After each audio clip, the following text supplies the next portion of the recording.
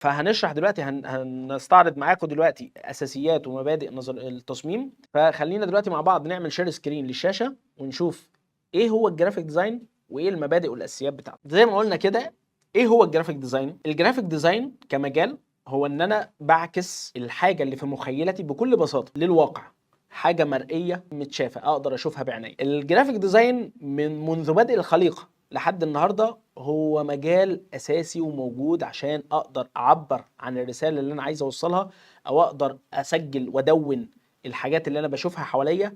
عشان كده رجل الكهف من منذ القدم كان بيستخدم الرسومات على الجدران وعلى الحوائط عشان ينقل لنا الفكره بتاعته او ينقل لنا الاحداث اللي هو مر بيها. فالجرافيك ديزاين هو ان انا بعكس الحاجه اللي في مخيلتي على ارض الواقع، على شيء ملموس او شيء مرئي قدامي. فعشان كده فكره الجرافيك ديزاين والناس اللي بتقول ان الجرافيك ديزاين دي مهنه هتندثر، استحاله. بالعكس، الطلب عليها بيزيد كتير جدا، لان كل مكان يعني احنا الحمد لله البرودكشن والانتاج عندنا بيزيد كل يوم. عندنا كميه معلومات وكميه بيانات محتاجين ان احنا نعكسها للناس وننقلها للناس بشكل كبير.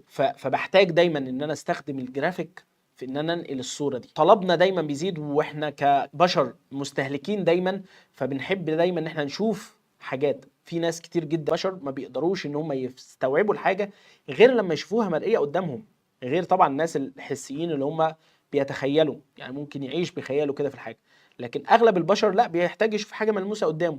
فانا دلوقتي كجرافيك ديزاينر انا بقدر انقل له الحاجه اللي في خيالي او في خيال البراند لو انا بتكلم باسم البراند، واقدر انقل له الصوره دي في ظل بقى طبعا الزحمه الكتير والبراندات الكتير اللي موجوده والكلام ده. فكل ما كان السباق اكبر، كل ما كان قوه التنافس كبيره، كل ما كان احتياجي ان انا اتميز وانقل صوره كويسه عن البراند بتاعي واعمل فيجوال يجذب الناس. ده احتياج، دايما احتياج كبير جدا. اكبر الشركات مهما كان حجمها ومهما كانت استثماراتها ومهما كان قيمتها السوقيه، بتحتاج دايما ان هي تعكس للجمهور بتاعها الديزاينات وشكل التصاميم بتاعتها والصور والكلام ده كله، وهي بتخاطب الجمهور بتاعها من خلال الجرافيك. فعشان كده احنا بنقول الجرافيك ديزاين عمره ما هيكون مجال يندثر. الاحتياج بيزيد عليه والطلب بيزيد عليه كل يوم، لان دايما كل يوم محتاجين في شركات. ولو تابعته عشان برضو نقدر نحدد فعلا الكلام ده صحيح ولا لا، لو دخلت على لينكد ان وظبطت البورتفوليو بتاعك ان انت كجرافيك ديزاينر ودخلت على السكشن بتاع الجوبز، هتلاقي كل يوم كل ساعه في طلب لجرافيك ديزاينر. وانا بشوف الكلام ده يوميا. طبعا البورتفوليو بتاعي جرافيك ديزاينر، فبلاقي على طول بيجي لي اقتراحات من ادوبي محتاجين مصمم جرافيك. طيب معنى الكلام ده ان الموضوع سهل وان انا اقدر الاقي وظيفه؟ لا، ما قلناش كده.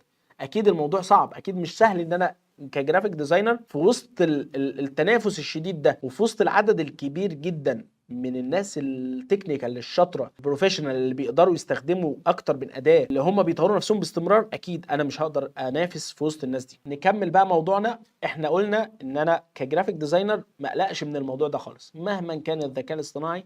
الذكاء الاصطناعي ده هيطور دايما شغلي، هيزود الاحتياج للجرافيك ديزاينر مش هيقلله، على العكس تماما. هل هيتم الاستغناء عن جرافيك ديزاينر في شركات؟ طبعا هيتم الاستغناء عن جرافيك ديزاينر، بس مين اللي هيتم الاستغناء عنه؟ ولصالح مين؟ لصالح الذكاء الاصطناعي؟ لا اطلاقا. اللي هيتم الاستغناء عنهم هم الناس اللي ما بتطورش نفسها، اللي داخلين المجال عشان هم فاكرين المجال ده سبوبه. وانا بالنسبه لي اقدر اشتغل واتعلم شويه من على اليوتيوب، واقدر اتعلم فوتوشوب وكام اداه على الفوتوشوب، واقدر خلاص اقول انا ديزاينر واقدر اشتغل من بكره. وفعلا ده وقع فيه ناس كتير جدا، واغلب اللي دخلوا المجال اول ما بدا يتعلم الفوتوشوب خلاص فكر ان هو كده مصمم ان هو يقدر يشتغل، وبدأ ينزل بقى شغله على السوشيال ميديا وتفاجئ بقى بآراء الناس. وحتى الناس اللي بتقلد، يعني انا مثلا دلوقتي ما شاء الله ما شاء الله في كمية كبيرة جدا من التوتوريال ومن الشروحات ومن الديزاينات اللي بتتعمل، وما شاء الله مجهود جبار على اليوتيوب. بصرف النظر كمان انا خلاص مجرد ما انا اقلد بروجكت او بقلد توتوريال بشوفه على اليوتيوب، انا كده ما بقيتش مصمم خلاص. انا كده اقول على نفسي مصمم؟ لا. الموضوع بالنسبه لي مش ان انا ضد التقليد او ان انا اقلد، لا بالعكس. قلد كتير جدا. انا عايزك بص، يعني في الفتره دي لو انت لسه في بداياتك كمصمم او حتى لو انت بقالك فتره كمصمم، وحابب تحترف اكتر، اتدرب كتير، هات توتوريال من على اليوتيوب وابدا نفذها، هات ديزاينات موجوده اوريدي اصحابها عملوها واعملها تاني وقلد. وانت كده مش بتغش ولا بتسرق شغل غيرك ولا الكلام ده، بالعكس انا محتاج اقلد كتير. انا دلوقتي حتى لو انا مثلا كاتب صحفي او كوبي رايتر او كونتنت كريتور، الفكره كلها في ايه؟ انا بكتب مقالات، انا ممكن اشوف مقاله واقعد اكتب، اشوف السرد القصصي بتاعه وابدا اعمل زيه، ابدا اقلد الطريقه بتاعته في الكتابه عادي، لحد ما ابقى بعد كده كونتنت كريشن شاطر، كونتنت كريتور شاطر، اقدر اعمل انا كوبي من دماغي. فما فيش مانع ابدا ان انا اقلد في البدايه، كديزاينر برضو اقلد واقلد كتير. لان كل ما انا بقلد انا اولا بكسر الرهبه اللي بيني وبين البرنامج، ثانيا انا بتعود على تكنيكال وحاجات تسهل عليا الموضوع. لان في البدايه ممكن وانا بقلد باخد الوقت كبير جدا في ان انا اعمل الديزاين بالصوره اللي انا شايفها، فبياخد مني مجهود كبير ووقت كبير. مع الوقت لا خلاص الموضوع بيبقى بالنسبه لي اسهل، وبتعرف على تقنيات تانية تسهل عليا الموضوع. فده مفيش مانع فيه ابدا اطلاقا ان انا اقلد في البدايه. فانا كحد مقلد في البدايه بتعود على الادوات وبتعود على الشغل، وبعد كده بقدر اعمل حاجه من خيالي واشتغل من خيالي.